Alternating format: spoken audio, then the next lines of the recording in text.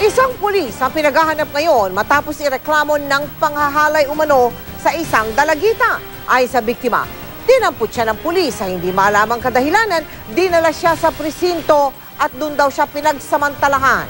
Nakatutok si Chino Gaston, exclusive.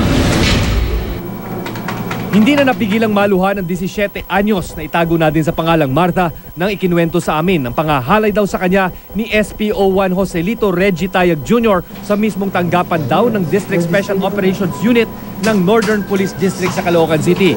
October 9 nang dukutin daw si Martha ni SPO1 Tayag sa Barangay Larangay, Caloocan City kasamang isang di pa kilalang lalaki. Hindi raw sinabi kay Martha kung may warrant of arrest siya at kung bakit siya binitbit ng pulis. Basta dinala raw siya sa opisina ni Tayag at doon na raw siya hinalay. Sabi niya sa akin, kung di daw ako papayag, hindi man daw niya ho ako pusasan.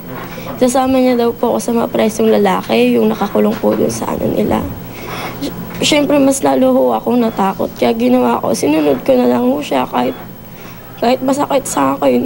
Sinunod ko na lang siya kasi ayoko rin mapahamak.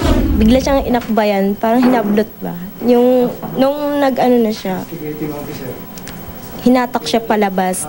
Akala ko lang naman mag-uusap lang sila, kaya hindi ko sinundan. Hindi ako lumabas agad. Nung pagkalabas ko, nakita ko, pinasok na kaagad sa kotse. Nakilala ni Martha si SPO1 Tayag dahil may kaibigan siya noon na helper sa police station kung saan nakadestino ang pulis.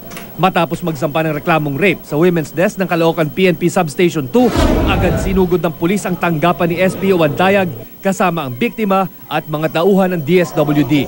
Wala ba dyan? Wala?